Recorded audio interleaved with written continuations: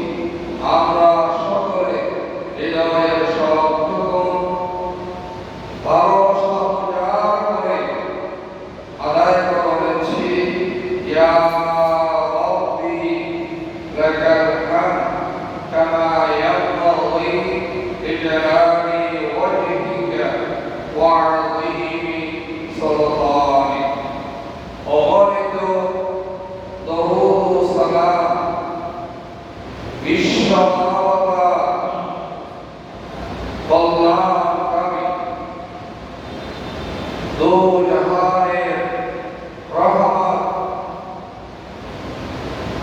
इमामुल अंबिया शरीफुल अंबिया जनाबे मुहम्मदुर रसूलुल्लाह सल्लल्लाहु अलैहि वसल्लम पाक दरबारे निवेदन করছি সাল্লাল্লাহু আলাইহি ওয়াসাল্লাম। প্রিয় হাজরিন, হজ গত জুমার আগের দিন অর্থাৎ বৃহস্পতিবার ছিল হজ আরাফা। এর পরদিন গত জুমা ছিল আমাদের ভূখণ্ডের 9 তারিখ আরাফা।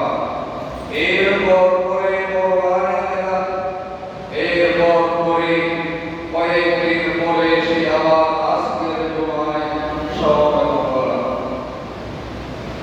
কোরবানির পরে হজের পরে আমরা সকলে যারা মক্কাতুল মুকাররমার জমিনে অবস্থান করে কেউ হজের আগে সময়ের কারণে ওখানে সময়টা দেওয়া হয় সরকারের মাধ্যমে, কেউ আগে গিয়ে জিয়ারত রাসূল করে, আবার কেউ হজের পরে গিয়ে জিয়ারত রাসূল করে।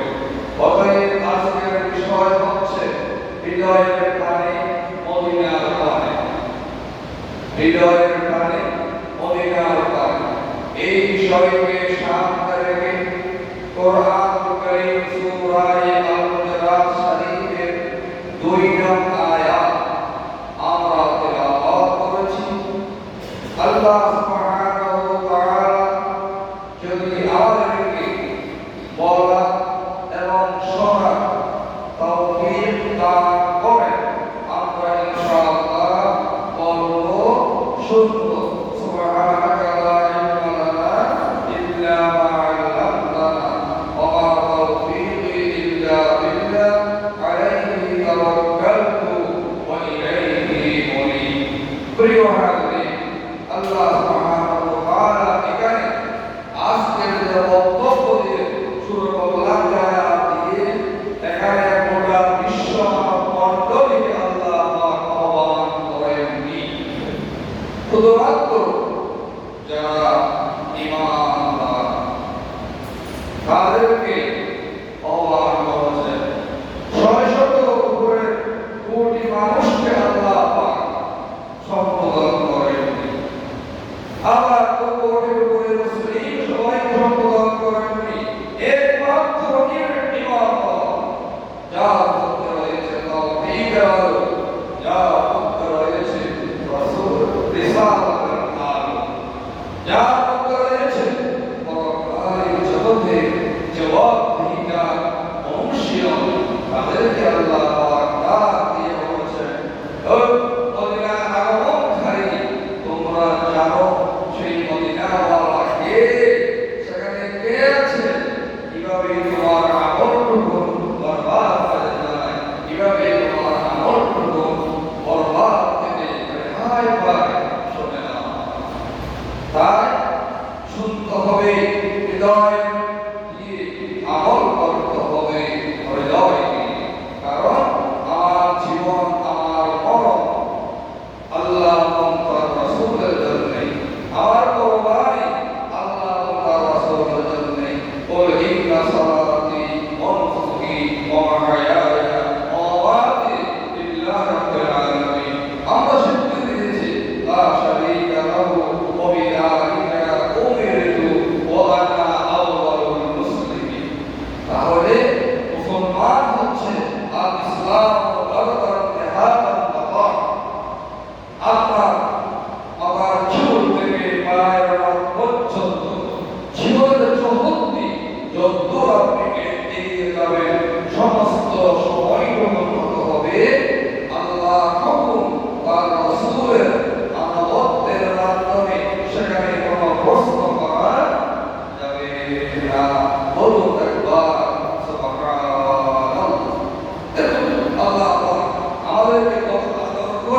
কোন মহব্বত প্রকাশ দিয়েছেন। ও আমার ইমানদার, জানতে কথা নয়, চারদিকে কথা নয়, আপনাকে ইমান দান করে দান দিয়েছে আল্লাহ। হে ইমানদারগণ, কি করো? তোমরা নবীর কণ্ঠস্বরের উপরে নিজেদের কণ্ঠস্বর উঁচু করো না, এবং নিজেদের মধ্যে সেইভাবে উচ্চ স্বরে কথা বলো তার সাথে সেই উচ্চ স্বরে কথা বলো না।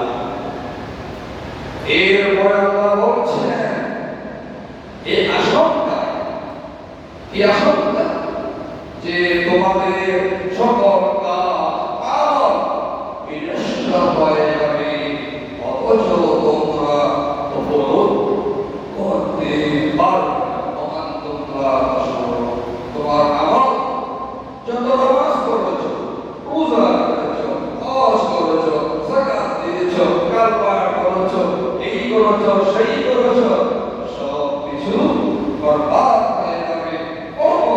যদি আমার রাসূলের ইহতিরাম, আমার রাসূল যেখানে রয়েছেন জীবদ্দশায় পৃথিবীর অন্তরায় সহকারে, যেখানে আমার রাসূল রয়েছে সেখানে সাথে কখনো অসহ্যজনক আচরণ হয়ে যায়, বেয়াদবি হয়ে যায়, এই সতর্কতা অবলম্বন করতে হবে। জরুরি ওয়াজিব, যদি তা না করো তোমার আমল বরবাদ হয়ে যাবে। বলুন সুবহানাল্লাহ। প্রিয় হাজির, এই আয়াত অবতীর্ণ হয়েছে আল্লাহ রাব্বুল আলামিন দরবারে, রাসূল দরবারে যখন এই আয়াত অবতীর্ণ হয়, আর যারা হজ করেছেন দেখেছেন এই আয়াত আল্লাহ তাআলার লেখা আছে। এর পূর্বে উচ্চ স্বরে মানুষ কথা বলতো, কিন্তু আল্লাহ কাছে বরদাস্ত হয় না। আমার রাসূলের সামনে বড় আওয়াজে কথা বলবে, সে আবার কে? আমার রাসূলের সুন্নাহর উপরে কথা বলবে, সে আবার কে? আমার রাসূল বলেন, এই কোরআন দিয়ে আমার জীবন চলার পথ কিন্তু সেটা দান করেছি, তার উপরে পরিবর্তনের জন্য কৃষি করবে। সে আবার কে? কথা বলবে, সে আবার কে?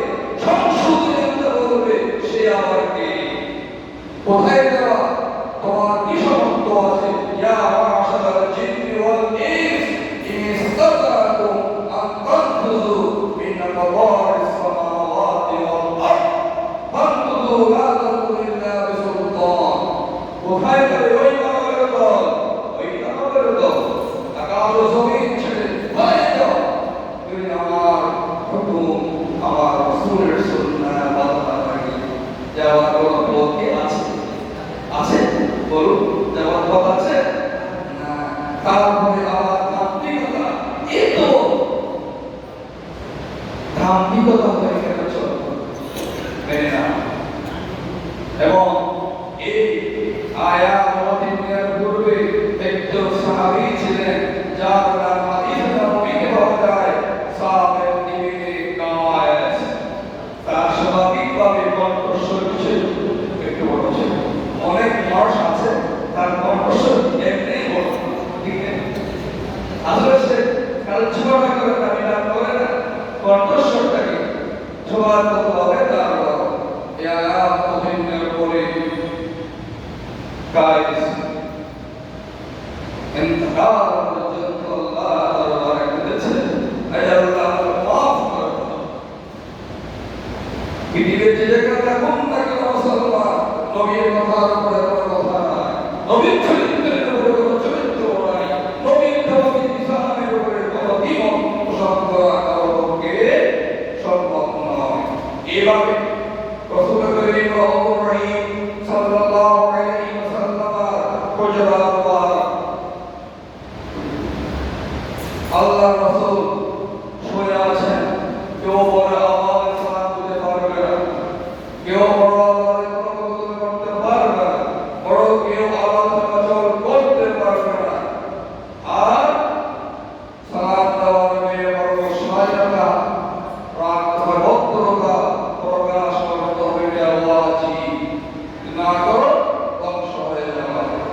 এইভাবে রাসূলুল্লাহ সাল্লাল্লাহু আলাইহি ওয়াসাল্লাম পৃথিবীর জমিন থেকে পর্দা করলেন, অপার হলেন, রওজা শরীফে শুয়ে আছেন। ফারুক আযম রাদিয়াল্লাহু তাআলা আন পৃথিবীতে ঈদ হায়াত নিয়ে চলাচল করছেন। তিনি একদিন দেখলেন রাসূল করিম সাল্লাল্লাহু আলাইহি ওয়াসাল্লাম রওজার সামনে কিছু মানুষ কথা বলেছেন একটু বড় বড় আওয়াজে। এগুলো দেখবেন রওজায় রাসূলের সামনে আপনি সালাম দিলেই মসজিদে বলতে পারবেন না, আসসালাতু ওয়াসসালামু আলাইকা ইয়া সাইয়্যিদি ইয়া রাসূলুল্লাহ, আসসালাতু ওয়াসসালামু আলাইকা ইয়া সাইয়্যিদি ইয়া রাহমাতাল লিল আলামিন। কিছু আওয়াজ আপনি বড় বড় করে আপনাকে হাত ধরে বলবেন রওজায় রাসূল, এখানে কোনো আওয়াজ নাই। মুসলমান ও আশিকা মুস্তাফার দাবিটা কেন রাসূলের মিলাদ চলে চিল্লাও কেন? রাসূল যখন বলা হয় সে সময় তুমি অভদ্র আচরণ করে কেন? রাসূলের মিলাদ করেছো, তুমি কেন মিলাদে না বসে রাসূলের মাঝে ওদিকে শোরগোল করো করে না? ওই জন্য পাইছে টাকা কিছু দিয়েছে, লাগাই দিয়েছে, সেও চিল্লায়, তাই চিল্লায়, তার সামনে মানুষ নাই, আছে না? এটা কি দুঃখিত মনে বদ্ধতা, নিজে একবার নিজেকে প্রশ্ন করুন। এনা করে মুস্তফা ভাই জানতার কই মাশাআল্লাহ। এবং সেই রওজার সামনে গিয়ে বড় বড় কথা নাই বলে এই বারের মধ্যে মসজিদ হইতে নেই।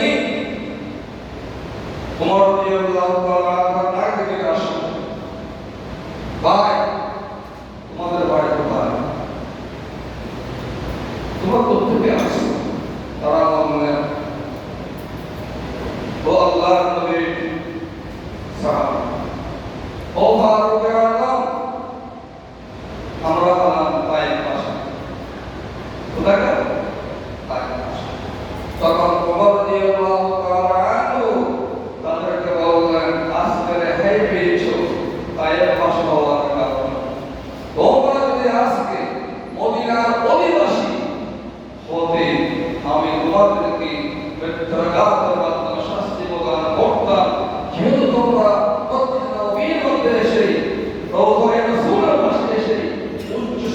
কথা বলেছ, তারা বলল মাফ করো। তাহলে এইটা কি বোঝা যায়? আশিকায়ে মুস্তাফা, জানাজায়ে মুস্তাফা, ইমানদার যেখানে থাকুক না কেন, তার চরিত্র, তার কণ্ঠস্বর, তার কথা কত রাসূলুল্লাহ সাল্লাল্লাহু আলাইহি ওয়াসাল্লাম উপরে দিতে পারবে না। নম্রতা, অন্তরতা থাকতে হবে তার মধ্যে। কারণ আল্লাহ রাব্বুল আলামিন আহকামুল হাকিমিন দ্বিতীয় নম্বর আয়াতে আল্লাহ পাক ইরশাদ ফরমাচ্ছেন, ইন্নাল্লাযীনা ইয়াগুদ্দুনা আসওয়াতাহুম ইনদা রাসূলিল্লাহ ইলা আখিরিল আয়াত। সেই আয়াতে আল্লাহ সুবহানাহু ওয়া তাআলা ইরশাদ ফরমাচ্ছেন, নিশ্চয় যা রাসূলুল্লাহ সাল্লাল্লাহু আলাইহি ওয়াসাল্লামের সামনে নিজেদের কণ্ঠস্বর নিচু করে আল্লাহ তাদের অন্তরকে তাকওয়ার জন্য পরীক্ষা করে নিয়েছেন। তাদের জন্য রয়েছে ক্ষমা ও মহা পুরস্কার। এর নাম তাকওয়া। তাকওয়া হচ্ছে এই সামনে দেখলাম যার প্রতি ভক্তি, শ্রদ্ধা, সেটা সামনে পিছনে যেখানে আছেন সেখানে থাকতে হবে আমার রাসূল আমার কবরে আসবেন। তাহলে আপনি সেই অনুভূতি আপনার হৃদয়ে থাকে, আপনার প্রতিটি আমল রাসূলের দরবারে নিয়ে যাওয়া হয়। সোমবার আর বৃহস্পতিবার রাখতে হয়, কারণ বৃহস্পতিবার আল্লাহর রাসূলকে আমন্ত্রণ থেকেই ফেরেশতা আল্লাহ রব্বুল কারীমের দরবারে নিয়ে যায়। সুবহানাল্লাহ। ওই সময় যদি রাসূলুল্লাহ সাল্লাল্লাহু আলাইহি ওয়াসাল্লাম আপনার আমলের মধ্যে রাসূলের বিরুদ্ধে আচরণ, রাসূলের সুন্নাহ বিরোধী, রাসূলের তরিকা বিরোধী, আল্লাহর হুকুম বিরোধী যদি দেখে রাসূল খুশি হবেন? কি মনে করছেন? কি মনে করছেন? শুধু এমনি নাম রেখে দিয়েছেন মুসলমানের নাম, তাও তো রাখেন না। নাম রাখতে গেলে বোঝা যায় তার মধ্যে ঈমানের স্প্রিট কতদূর আছে। ও তো আমি যেভাবে সেভাবে রাখেন, আমি বই থেকে বের করেছি। আপনি বই থেকে বের করলে আল্লাহ মজলিস শ্রোতা মণ্ডলী কেন মসজিদের প্রতি স্বয়ংকে ডাক দিয়েছেন, ওলামায়ে কেরামকে ডাক দিয়েছেন, আপনার তাদের সঙ্গে আপনি রেখে দেন, সেটা পারেন। আপনি একজন ইমানদার হয়ে আপনার কবর বন্ধ করেন না, আপনি বন্ধ করে বলছেন, হৃদয়কে একবার প্রশ্ন করুন, আল্লাহ মজলিস শ্রোতা মণ্ডলী একবার প্রশ্ন করুন। কোরবানির দিন সুবহ আযান মাগরিব এশা বা জামাত অন্তত এই দুই রাকাতের মধ্যে হয়ে যাচ্ছে একবার চিন্তা করুন, তাহলে আল্লাহর তাকওয়া করা হবে।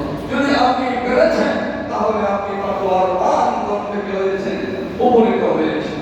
আল্লাহ রাব্বুল আলামিন সবাইকে কবুল করুন, আমরা বলি আমিন। প্রিয় হাজির, আসুন নবী মুহাম্মদুর রাসূলুল্লাহ সাল্লাল্লাহু আলাইহি ওয়াসাল্লাম আল্লাহ পাক আরেকটি আয়াতে সাত বলেন সূরা আত-তাওবা 108 লামাসজিদুল উসসিসা আলাত তাকওয়া আল-আখির আয়াত। সেখানে আল্লাহ রাব্বুল আলামিন হাবিবের কিবরিয়াকে ইরশাদ ফরমাচ্ছেন, হাবিব যে মসজিদ ভিত্তি পদক্ষেপ থেকে স্থাপিত হয়েছে তাকওয়ার উপরে, তাই আপনার সালাতের জন্য দাঁড়ানো বেশি দরকার সেই মসজিদ যেখানে এমন লোক আছে যার উপরে যারা উত্তম রূপে পবিত্রতা অর্জন ভালোবাসে, আর পবিত্রতা অর্জনকারীদেরকে আল্লাহ রাব্বুল আলামিন ভালোবাসেন, পছন্দ করেন। এই তাকওয়ার ভিত্তিতে যে মসজিদ, দুটি মসজিদ হাদিসে নবী সাল্লাল্লাহু আলাইহি ওয়াসাল্লামের মধ্যে বর্ণিত হয়েছে। আসুন আল্লাহর হাবিব সাল্লাল্লাহু আলাইহি ওয়াসাল্লাম সেই মদিনার উত্তম, যেটা আমাদের মধ্যে জানা নাই। কারণটা হচ্ছে সেই মদিনায় পাক সরওয়ারে কায়নাত সাল্লাল্লাহু আলাইহি ওয়াসাল্লাম শুয়ে আছেন। সেখানে আবু কুহাফা ইবনে আবু বকর সিদ্দিক শুয়ে আছেন, যেখানে ওমর ইবনে খাত্তাব ফারুক আযম রাদিয়াল্লাহু তাআলা আনহু শুয়ে আছেন।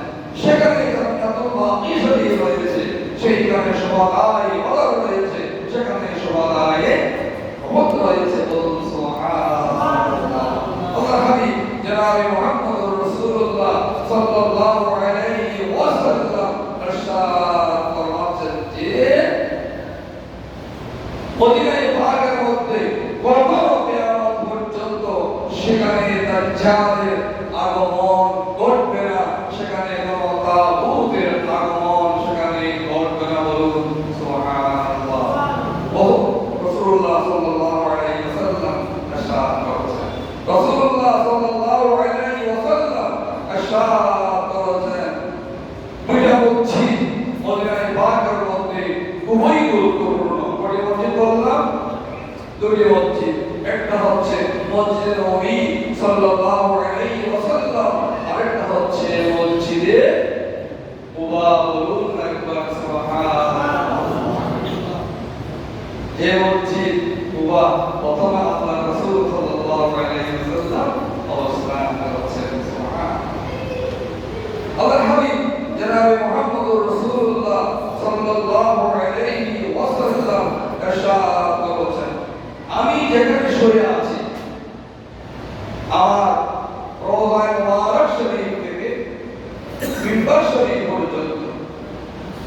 জায়গাটাকে বলা হয় কি রাউযাতুম মির রিয়াদিল জান্নাহ। এখানে একাধিক শব্দ আছে। সর্বপ্রথম কথা হলো আমার রওজায়ে পাক থেকে মিম্বর পর্যন্ত স্থানগুলো হচ্ছে কি মির রিয়াদিল জান্নাহ। এরকম আছে কিয়ামত পর্যন্ত সেটুকু থাকবে, বলুন সুবহানাল্লাহ। এরকম আল্লাহর হাবিবের সেই মিম্বর শরীফের অবস্থা এখনো আছে। সুরা আরশের আকারের নকশা স্থান এখন বিদ্যমান। যারা আওয়াজ করেছেন, ওমরা করেছেন, যদি আমি যদি দ্বিমত পোষণ করে অন্য কথা বলি আপনারা প্রতিবাদ করতে পারেন। আল্লাহু আকবার। আল্লাহর হাবিব জনাব মুহাম্মদুর রাসূলুল্লাহ সাল্লাল্লাহু আলাইহি ওয়াসাল্লাম ইরশাদ করেছেন, আমার মসজিদের নামাজের মর্যাদা খানে কাবা পরে মসজিদে নববীর মর্যাদা বলুন সুবহানাল্লাহি ওয়া বিহামদিহি সুবহানাল্লাহিল আযীম। এবারে আসুন নবী মুহাম্মদুর রাসূলুল্লাহ সাল্লাল্লাহু আলাইহি ওয়াসাল্লাম ইরশাদ করেছেন, দেখুন যারা নাকি মসজিদ কুবায় পবিত্রতা সহকারে যাবে আর সেখানে গিয়ে 2 রাকাত নামাজ আদায় করবে, তার সম্মান কি বলুন তো? তার সম্মান একটু বলুন কি বলুন না?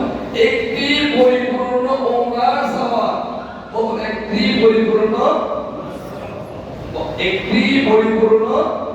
ওমরার সওয়াব ওই ব্যক্তির জন্য যে ব্যক্তি মসজিদে কুবার মধ্যে গিয়ে 2 রাকাত সালাত আদায় করেছেন, বলুন একবার জয় সুবহানাল্লাহ। আসুন এবার সেই মসজিদে আপনি কখন যাবেন, কিভাবে যাবেন, কথা আছে? যে কোনো সময় যেতে পারবেন, তবে একটি বার নির্ধারিত হয়েছে রাসূলুল্লাহ সাল্লাল্লাহু আলাইহি ওয়াসাল্লাম সেই বারে বেশি বেশি করে সেখানে যেতে, বলুন সুবহানাল্লাহ। তা হচ্ছে শনিবার। কি বার? শনিবার। শুনতে লাগে শনিবার।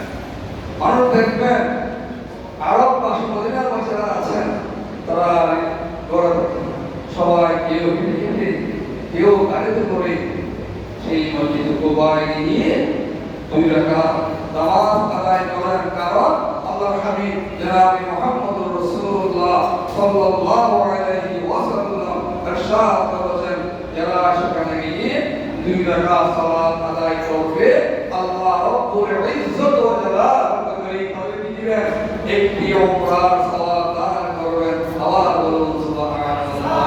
আপনি এখান থেকে হাজার হাজার টাকা খরচ করে হজ মৌসুম ধরে ওমরা করতে গিয়েছেন, সেখানে করেছেন, আপনি যদি 8 দিন কাছে গেছেন, হ্যাঁ মধ্যকার আপনি 2 শনিবার পেয়েছেন, এর মধ্যে গিয়েছেন 2 শনিবার গিয়ে আবার 2 রাকাত নামাজ করেছেন, আবার অতিরিক্ত 2টি ওমরার সওয়াব আপনি পেয়েছেন। আপনি হজ করেছেন, হজ করার পরে বা হজ করার আগে সরকারের নিয়ম নীতি অনুযায়ী সবাইকে এক সময় দেওয়া যায় না, তাই আপনি হজ করলেন, করার পরে কিন্তু মদিনায় পৌঁছে গেলেন আর ওখানে গিয়ে 2 রাকাত সালাত আদায় করেছেন, আপনি একটি ওমরার সওয়াব পেয়েছেন। এভাবে আপনি সঙ্গে বদরে যেতে পারেন, উহুদের ময়দান আপনি যেতে পারেন, হ্যাঁ আপনি জান্নাতুল বাকির শরীফের মধ্যে জিয়ারত করতে পারেন। এভাবে আসুন হৃদয়ের টানে মদিনার টানে আপনি গেলেন না। রাসূল করিম রাউফুর রহিম সাল্লাল্লাহু আলাইহি ওয়াসাল্লাম ইরশাদ করেছেন, যে ব্যক্তি আমায় পৃথিবীর জমিন থেকে পর্দা করার পরে আমার সাথে জিয়ারত করলো, সাক্ষাৎ করলো, মুলাকাত করলো, সে আমার সাথে আমি পৃথিবীর জমিনের উপরে কিভাবে ছিলাম সেভাবেই এসে কি করেছে, আমার সাথে মুলাকাত করেছে। জোরে বলুন আলহামদুলিল্লাহ। তার মদিনার পার কিভাবে যেতে হবে আপনি চিন্তা একবার করে দেখুন, সময় সংক্ষেপ। এরপরে রাসূলুল্লাহ সাল্লাল্লাহু আলাইহি ওয়াসাল্লাম ইরশাদ করেছেন, মান যারা কবরি ওয়াজাবাত লাহু শাফাআতি। যে বাচ্চারা আমার রওজার পাশে এসেছে, আমি যে শুয়ে আছি এই জায়গায় আছে, এই জায়গার মর্যাদা কত বেশি, আর সকাল দিনও সেই মর্যাদাকে হার মানায়। আল্লাহর গায়ে বর্ণনা সেবার আসলো তার জন্য শাফাআত আমার উপর কি হয়ে যায়, জরুরি হয়ে যায়। বলুন সুবহানাল্লাহ। দেখুন মদিনা পাকের কি ইজ্জত, এর পরে যারা মাঝে আপনি আল্লাহ রাসূলের মহব্বত আপনার নাও থাকতে পারে, আল্লাহ সবার অন্তরে আল্লাহ রাসূলের মহব্বত দান করুন। আমার মনে হয় এমন একজন ইমানদার খুঁজে পাওয়া যাবে না সে বলবে আমার আল্লাহ রাসূলের মহব্বত নেই, আছে? কারণ ইন তুহিব্বুনাল্লাহ ফাত্তাবিউনি ইউহিব্বুকুমুল্লাহ। রাসূলের মহব্বত ব্যতীত কোনো ঈমান কবুল হয় না। তোমার যখন বললেন আমি আমার হৃদয় থেকেও আপনাকে ভালোবাসি, তখন আল্লাহ হাবিবের পক্ষ থেকে সুসংবাদ আসলো, ও তোমার তামাল ঈমান, এখন তোমার ঈমান কি হলো, পরিপূর্ণতা লাভ করলো। তাহলে আমার মনে হয় এমন কেউ নাই। এই জন্যে তারপরে যে গুণগার থাকতে পারে, তার চাঁদে চাউলের সন্তান থাকতে পারে, পারে না? সোয়া থাকতে পারে না? পারে। সেই রকম যদি কেউ হয়ে থাকে, রাসূল বললেন মান হাজ্জাল বাইত ওয়া লাম ইয়াজুর, হজ করেছে কিন্তু আমার সাথে মোলাকাত করো নাই, ফাকাদ শাফানি, সে আমার উপরে রীতিমতো রহমতের পরিবর্তে যা হয় শব্দটা উচ্চারণ করছি না। মুহাদ্দিসিন কেরাম বলেছেন জুলুম করেছ, আমার অত্যাচার করেছ। রাসূল যদি কোনো উম্মতকে অত্যাচার করে খেয়াল করে নেয়, সে ব্যক্তি কি দুনিয়া আখিরাত ইসুরিকে তাই লা তারফাউ আসওয়াতাকুম ফাওকা সাওতিন নবী। বলুন আল্লাহ তার রাসূলের কথার উপরে কোনো কথা উপস্থাপন করার দুঃসাহস কোনো ঈমানদার মুসলমান পৃথিবীর যেই প্রান্ত হোক না কেন কখনোই করতে পারে না। যারা আল্লাহ তার রাসূলের কথার উপরে সংশোধনের কথা বলে প্রয়াস করে, তারা সবাই আধুনিক কুলাঙ্গারের জীবন যাপন করছে। আমরা আশা করব হৃদয় থেকে বলছি, কোরআনের বিরুদ্ধে যাওয়ার চেষ্টা করবেন না, রাসূলের বিরুদ্ধে যাওয়ার চেষ্টা করবেন না। আপনার ইতিপূর্বে আবহাওয়ার কাল থেকে যারা করেছেন তারা পৃথিবীর আস্থা করে নিক্ষেপ করেছেন, আজ পর্যন্ত ওটার কোনো সম্ভাবনা হয়নি, কিয়ামত পর্যন্তও হবে না। প্রিয় মুসলিম, আল্লাহ সুবহানাহু ওয়া তাআলার দরবারে আমরা কায়মত বাক্যে দোয়া করি, আয় আল্লাহ আমাদের তোমার নবীর মহব্বত দিয়ে, তোমার নবীর সাক্ষাতের মহব্বত দিয়ে আমাদের অন্তরকে ভরপুর করে দাও। আর যদি শয়তানের কারণে আমাদের হৃদয়ে যদি কোনো যারা পরিমাণ সেই রাসূলের মহব্বতের পরিবর্তে চিন্তা ভাবনা থেকে থাকে, আর তোমার দিনে তোমার জন্য ফরিয়াদ করছি, আমাদের হৃদয় থেকে সেগুলো বের করে দিয়ে আমাদেরকে প্রকৃত ঈমানদারের খাতারে শামিল করে নাও। আমরা প্রত্যেকে বলি আমিন। ওয়া আখিরু দাওয়ানা আলহামদুলিল্লাহি রাব্বিল আলামিন।